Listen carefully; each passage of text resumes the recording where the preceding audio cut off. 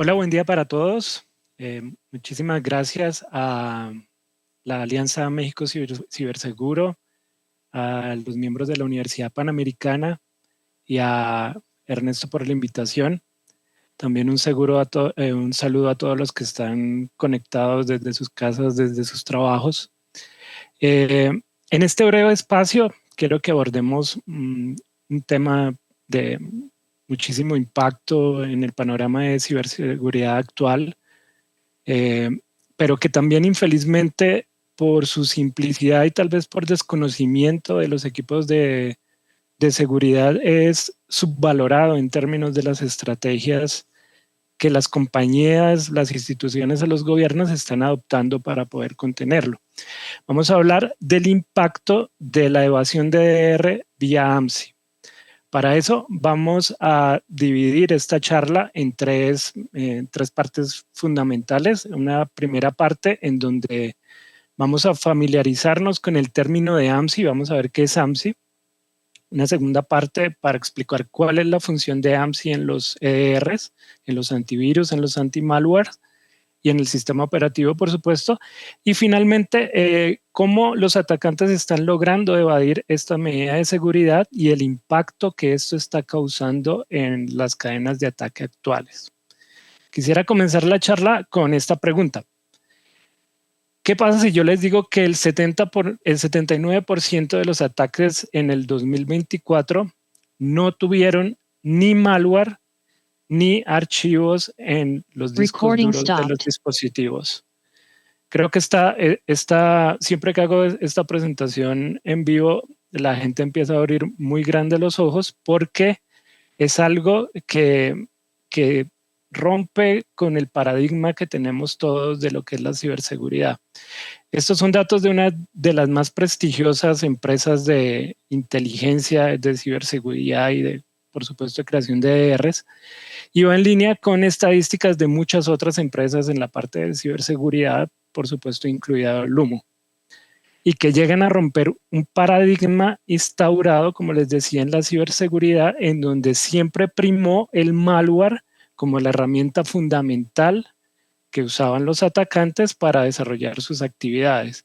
Entonces, si ya no hay malware, ¿qué es lo que está pasando? ¿Qué están usando los atacantes? Si no hay malware, ¿para que yo tenga un anti-malware? Vamos a ver, estos datos van a cobrar sentido más adelante cuando veamos de qué se trata AMSI. Para entender qué es AMSI, primero vamos a entender de forma, por supuesto, muy general y muy rápida cómo funciona un antivirus, cómo funciona un EDR, un Endpoint Detection and Response, y a partir de allí entendemos un poco qué es el concepto de AMSI. Resulta que el EDR funciona básicamente como un agente. El agente es una especie de pequeño motor que recibe información de diferentes colectores del sistema operativo. Hay colectores para diferentes funciones. Tenemos acá en la parte izquierda el file system, el colector de información de los archivos del sistema, que es el de toda la vida que conocemos, en donde tenemos un archivo. El archivo tiene una identificación, un hash. Esa información va a la agente, al motor, en donde se utiliza diferentes tipos de algoritmia, heurística, AI, algoritmia básica. Se hace un match y se determina si lo que está allí es malicioso o no. Hay colectores para todos los eventos de la traza de eventos en el sistema operativo. Hay colectores que incluso están antes del lanzamiento del sistema operativo para verificar si hay modificaciones antes de que el sistema operativo comience. Hay colectores para los procesos. Hay colectores para el kernel también a nivel un poco más profundo. Creo que ya estos colectores los brinda el sistema operativo, pero los proveedores, los fabricantes de los EDRs también pueden realizarlos. Hace poco tuvimos una no muy grata experiencia cuando uno de esos proveedores cometió un error en la parte del kernel, ¿no? Entonces, tiene ventajas y tiene desventajas poder hacer los colectores. La mayoría de EDRs utilizan colectores del sistema operativo justamente para evitar problemas de compatibilidad y porque tendrían que empezar a hacer demasiado trabajo. Allí, dentro de esos colectores, dentro de ese panorama, está AMSI, que es una de esas fuentes de información que funciona específicamente para todos los lenguajes basados en scripts. Vamos a ver un poco más adelante una explicación más profunda de esta parte. Como siempre, el sistema operativo, el agente funciona en el sistema operativo, pero hay una capa un poco más arriba que es la red. Todo lo que entre o salga al dispositivo y desde el dispositivo tiene que pasar por la red. Es el único medio, la única manera de que la información llegue allí. Eso es importante tenerlo en cuenta. Entonces, ¿qué es AMSI? Ya entendiendo un poco el funcionamiento del agente del EDR. AMSI es Anti-Malware Scan Interface, que es una funcionalidad, es una característica, es una herramienta que da el sistema operativo, en este caso Windows, desde Windows 10, a los creadores de aplicativos, puede ser antivirus, anti-malware y otros productos, para que tengan una integración más completa con los lenguajes basados en scripting. Es decir, cuando se ejecuta algún tipo de código que está basado en un lenguaje de scripting, esa información va a AMSI y AMSI se le entrega después al EDR para que el EDR determine si la información allí contenida es maliciosa o no. ¿Cuál es la integración que tiene AMSI? Básicamente todos los lenguajes de scripting que se puedan ejecutar en el sistema operativo Windows, teniendo como líder allí, como primera cabeza, a PowerShell. También es compatible con Windows Script Host, WS Scripts, CS Scripts, JavaScript, Visual Basic y macros de Office. Si se dan cuenta, dentro de los lenguajes que tiene cubierto AMSI, está la mayoría de lo que un usuario en términos normales de oficina podría utilizar. JavaScript en el navegador, Visual Basic escribe también en el navegador, en los equipos, macros de Excel y por supuesto PowerShell, que es una herramienta fundamental creada para la administración de los sistemas Windows.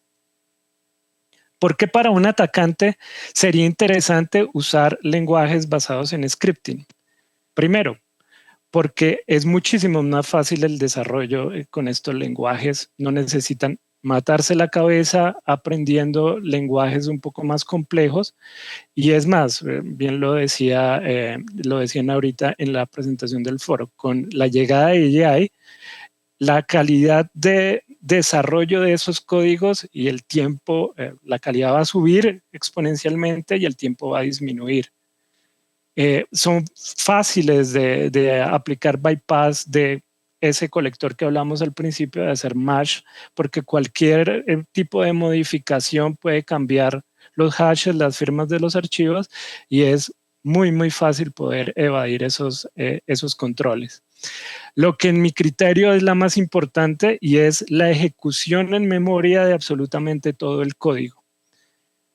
En esa primera diapositiva veíamos que el 79% de los ataques no tienen ni malware y no tienen tampoco archivos. Y uno diría, pero ¿y entonces si no tiene archivos, cómo se hace la ejecución? Absolutamente en memoria. Entonces aquí ya empieza a tomar sentido esas estadísticas. Si yo ejecuto todo en memoria, como atacante tengo una ventaja a nivel de trazabilidad. Para hacer un ejercicio forense va a ser más difícil, no voy a dejar ningún artefacto en la máquina y va a ser mucho más complicada la labor de investigación para los equipos de Blue Team. Es totalmente portable, puedo hacer aplicaciones, códigos que se pueden ejecutar al instante sin necesidad de instalar absolutamente nada.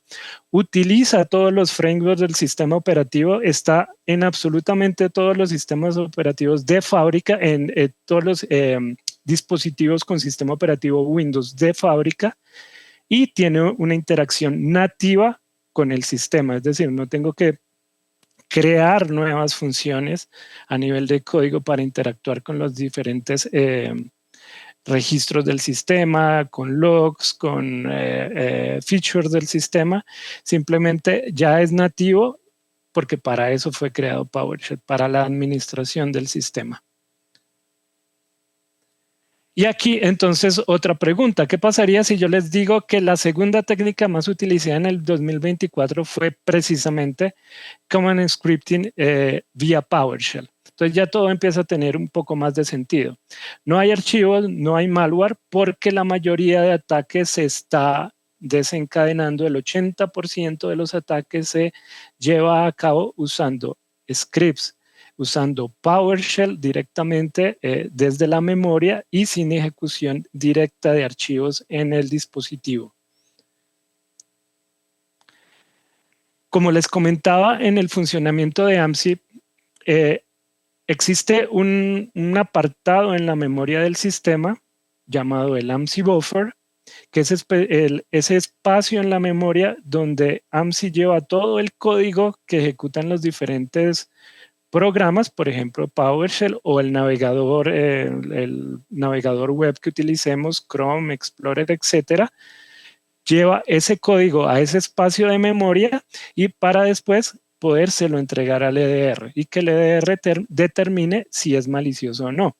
Como podemos ver acá en este ejemplo del DNSCAT, algo que vamos a ver un poquito más adelante en una POC, aquí es donde se determina el antivirus determina o el EDR determina que el contenido de ese buffer es malicioso. Si el atacante logra llevar un contenido alterado al EDR, el resultado es que siempre va a ser lícito el contenido. O si yo puedo llevar el EDR a que consulte otro espacio de memoria engañando al EDR, lo que va a ocasionar es que cualquier contenido que yo pase allí sea lícito y no se prenda ninguna alarma a nivel del EDR. Este es más o menos como se ve una detección de AMSI a nivel de lógicos del sistema, en donde es el aplicativo que lanza el código, en este caso PowerShell, el nombre de la fuente, AMSI, y el exploit con el que hizo match a nivel ya del algoritmo del EDR, en este caso Windows Defender, en donde dice que es un shellcode. Así se debería ver una detección en primera instancia. Hay varias técnicas para poder hacer bypass a este control de AMSI. El primero es llevar PowerShell hacia una versión en la que no tenga esos controles, por ejemplo, la versión 2. Es difícil que hoy en día algún sistema operativo tenga un framework tan antiguo como para llevar PowerShell a ese punto. Entonces, esta es, digamos, la menos utilizada.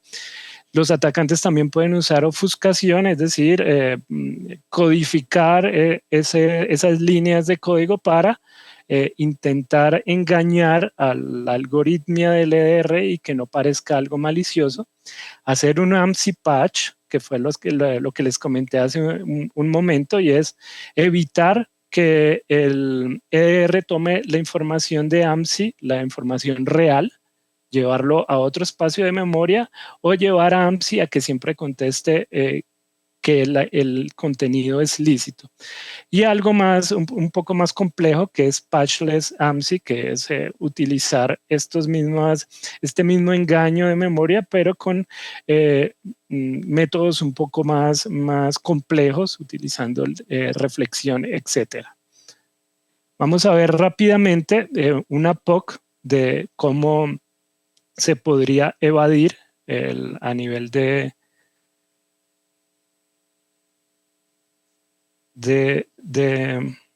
antivirus, perdón. Voy a ponerla más rápida para poder ver bien el escenario. Si nos damos cuenta, acá tenemos absolutamente todo activado en el Windows, no hay exclusiones, tenemos absolutamente todos los parámetros de Windows funcionando. Y en primera instancia vamos a evitar, sin pasar el patch, vamos a generar la detección, como en términos normales debería aplicar el funcionamiento, el Windows Defender. Entonces vemos acá Real Time Protection activado, Cloud Protection activado. Se ejecuta el código y el comportamiento normal es que haya una detección que esté bloqueado por el antivirus. Ahora vamos a hacer, ok, este es el lógico que tenemos en el sistema operativo, en donde nos muestra que efectivamente hay un match con un shellcode, un exploit, y muestra el source name como AMSI, es decir, la detección se realizó en términos normales. Ahora vamos a realizar la misma labor, pero después de utilizar una de las técnicas de evasión, como es el AMSI patch. Para eso, creé un parche, acá vemos el nombre del dispositivo. Se crea un script en PowerShell con algunas ofuscaciones, se ejecuta sin ningún alertamiento del sistema operativo. Ya con ese código en memoria, lo que hacemos es lanzar el parche lo que va a hacer es desviar la información que toma el EDR a una ubicación en memoria cualquiera, que siempre va a retornar un resultado de que el contenido es absolutamente lícito. Después de que se hace eso, como el EDR ya no está observando lo que yo hago en la parte de codificación, voy deshabilitando gradualmente todos los colectores. Entonces deshabilito ese colector de logs para evitar que esto pase y sea revisado en otra instancia. Y finalmente puedo realizar intentar realizar la misma ejecución del malware sin ser detectado por el antivirus, porque ya nada está tomando esa parte del código. Entonces acá vamos a revisar cómo voy a intentar realizar la misma ejecución del malware, un malware del 2022 absolutamente antiguo. No se realiza ningún tipo de detección, no vemos ninguna detección en el panorama. Y finalmente, acá ya con ese código malicioso cargado en la memoria, se puede lograr hacer una web shell remota a través de la herramienta que es fabricada, concebida para lograr una web shell vía DNS, vía registros DNS. Entonces acá vamos a ver cómo se puede ejecutar. Acá ya no hay un alertamiento a nivel de antivirus. Vamos a poner el DNS, que era un poco más rápido. Y después de esa ejecución, tenemos en el lado derecho una shell directa, una sesión directa con el equipo de la víctima.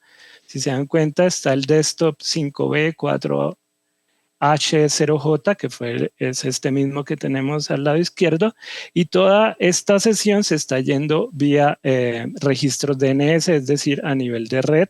Se podría eventualmente detectar por sistemas basados en comportamiento. De ahí en adelante es imaginación del atacante, ya tenemos acceso a absolutamente todo el sistema y no hubo ningún tipo de alertamiento por parte del EDR. Esta es una de las pruebas que se realizan a nivel de evasión de EDR. Y aquí viene la parte importante de todo eso. Como se dieron cuenta, no es algo demasiado difícil para un atacante, es una línea de código que se puede ejecutar vía un explorador. Y el problema es que la mayoría de ransom gangs, de bandas de ransomware, están utilizando estas técnicas. ¿Qué pasa? Aquí tenemos el top 20 de las bandas de ransomware con mayor impacto durante el 2024 y todas ellas utilizan, excepto una PowerShell, pero todas algún tipo de lenguaje de script.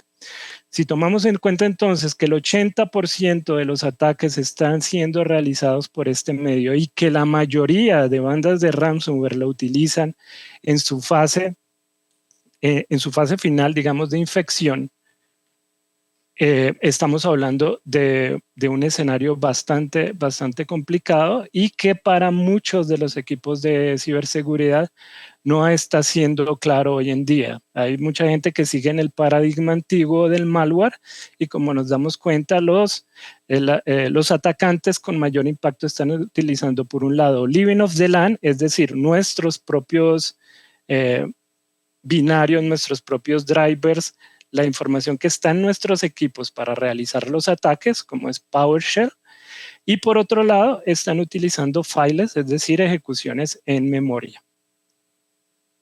¿Qué podemos hacer para prevenir esto? Es una buena estrategia de ciberseguridad, asumir que estás comprometido. Ese es el approach moderno de la ciberseguridad. Debemos asumir que nuestra red está comprometida y a partir de ahí intentar minimizar.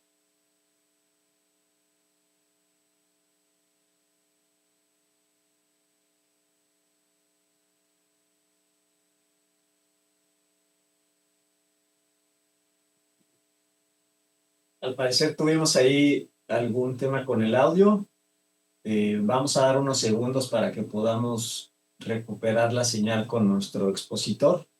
Mientras tanto, como ustedes vieron, tuvimos un video de nuestros patrocinadores de NetControl y que por supuesto agradecemos a todos ellos quienes se han sumado como patrocinadores a este segundo foro nacional, ya que gracias a ellos se hace posible este foro y también gracias a nuestros colaboradores. Quiero informarles que tenemos ya 91 organizaciones que se han adherido a la Alianza México Ciberseguro y este es un objetivo sumamente importante, sumar aliados, porque una de las tareas, José Luis, que aquí me acompaña, es articular al ecosistema, consolidar al ecosistema y que gracias a esa articulación de ecosistema podamos detonar actividades de distinta índole para cubrir todas las aristas de la ciberseguridad. Tenemos varios grupos de trabajo que van a funcionar como un ejercicio, como un espacio de interacción, de intercambio de ideas y también vamos a poder, digamos, generar productos que resulten útiles para todos los sectores desde esos grupos de trabajo. Entonces, uno de esos grupos, por ejemplo, es el de Estrategia Nacional de Ciberseguridad o política pública en materia de ciberseguridad, porque José Luis, no sé si te acuerdas cuando iniciamos los trabajos en 2016-2017, como era una de las grandes metas en aquel momento de ese incipiente ecosistema que estábamos creando por motivo del proceso de el diseño de la Estrategia Nacional de Ciberseguridad que se encauzó desde la Coordinación de Estrategia Digital Nacional de la Oficina de la Presidencia en ese momento, y que gracias a ese trabajo de aliados con universidades, con cámaras, con expertos de distintos sectores, bien, ya nos dicen que está de regreso el ponente, así que vamos a regresar y seguimos platicando en el siguiente corte.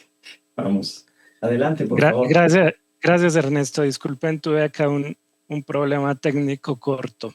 Como les venía diciendo, básicamente para cerrar la sesión, aquí lo importante es poder tener una estrategia de ciberseguridad en donde tengamos a partir de una estrategia de multicapas o bien sea enfocada a Zero Trust, cumpliendo algunos lineamientos básicos de Zero Trust como mínimo privilegio, microsegmentación, granularidad y monitoreo continuo de tráfico, poder identificar anomalías en el comportamiento bien sea de la red, de los usuarios, de las identidades y tener respaldos en varias capas que permitan que una identificación temprana de cualquiera de estos comportamientos maliciosos que logran bypassear algunas de las capas puedan ser soportadas por otras. Entonces, la idea es tener este concepto de ciberresiliencia, tener una estrategia sólida y sobre todo lograr que el caos no sea la normalidad. En este nuevo approach moderno de ciberdetecciones, vamos enfocados sobre todo a las anomalías de red, anomalías de identidades, anomalías en general de comportamiento de los usuarios. Si no tenemos una base sólida, una base normal, y la normalidad es el caos, nunca vamos a lograr determinar qué realmente es lo anómalo y no vamos a poder determinar cuáles son los factores maliciosos en nuestra red. Esto es lo que tenía hoy para comentarles. No sé si hay alguna pregunta de parte del foro. Mario, no vimos la pantalla en los últimos segundos. No sé si quieras retomar y volver a proyectar esa última lámina o ya era un mensaje de cierre. No, la última lámina era básicamente esta que tenemos acá, disculpen, donde están las dos estrategias. Era esto y el mensaje de cierre básicamente, de asumir una estrategia de ciberseguridad robusta que contemple todos los factores, todas las aristas y que permita tener varios niveles en donde cada uno de ellos pueda estar respaldado. Que tengamos una base completa y que la normalidad no sea el caos, es decir, tener una disciplina de mínimo privilegio, microsegmentación, granularidad y monitoreo del tráfico. Perfecto, Mario. Pues muy interesante cómo Mario nos ha expuesto esta propuesta de abordaje de la estrategia integral y robusta. Y lo omití hace unos minutos, pero déjenme presentar brevemente a quien tuvimos como expositor. Mario Lobo Romero, quien es investigador de inteligencia de amenazas. Él es ingeniero magíster en ciberseguridad y es un apasionado del tema de ciberseguridad, con más de 18 años inmerso en diferentes campos de la seguridad de la información y ciberseguridad.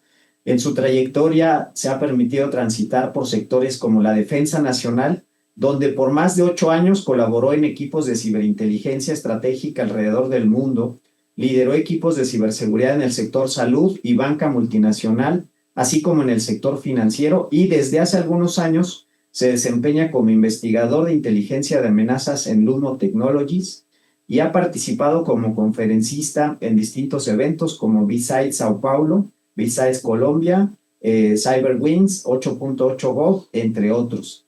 Así que esta ponencia que nos ha compartido del impacto de la evasión de EDRs vía AMSI, pues ayuda a que quienes son más del perfil técnico comprendan esta propuesta y quienes no somos del perfil técnico, pues sigamos ampliando nuestro conocimiento en componentes de otra disciplina. Y es un ejemplo claro cómo este entrecruzamiento de disciplinas pues nos permite poder entender mejor la ciberseguridad y sobre todo, Mario, no sé qué opinas, este trabajo multidisciplinario que debemos hacer entre tecnólogos, entre abogadas, abogados, gente de relaciones públicas, de economía, de administración, de gobierno. ¿Cuál podría ser alguno de tus consejos, Mario, para las personas que se están formando en ciberseguridad, que desean desarrollar sus perfiles en este sector? Sí, por supuesto, Ernesto. La ciberseguridad no es un campo que se limite a la parte técnica, se debe ver desde una parte holística profesionalmente. Si se dan cuenta, al momento de un ciberataque, la respuesta no solo está centrada en el equipo técnico, debe haber un equipo de comunicaciones que sepa cómo llevar esto a nivel de clientes, a nivel de sectores afectados. Tiene que haber un equipo jurídico que sepa cómo responder a nivel legal las implicaciones que tiene un incidente. Es algo totalmente multipartita y en el que todos podemos aportar.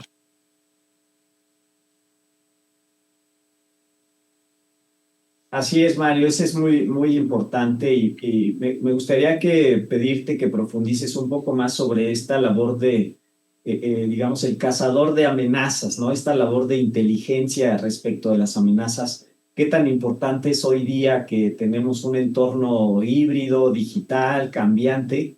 ¿Cómo se lleva a cabo esa labor, que es uno de los perfiles dentro del mundo de la ciberseguridad? Sí, exacto. Para mí es de los principales roles que tiene la ciberinteligencia, porque a partir de allí se determina la eficiencia y la capacidad para lograr objetivos. Si yo no sé a quién estoy buscando, voy a durar la eternidad haciéndolo sin llegar al fin. Es decir, una buena caracterización de los actores de amenaza. Tener inteligencia apropiada nos lleva, no solo en el ámbito de ciberseguridad, sino en general, a tomar mejores decisiones.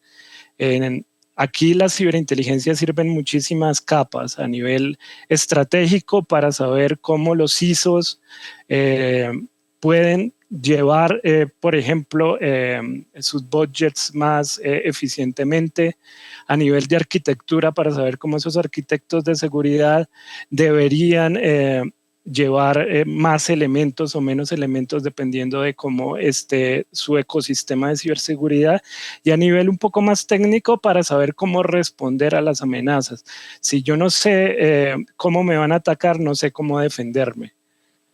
La inteligencia y la información que trae la inteligencia es fundamental para no sobreocupar a los equipos, para no tener ese burning en equipos de respuesta, y para que más eficientemente pueda utilizar yo los recursos que se destinan para la parte de seguridad.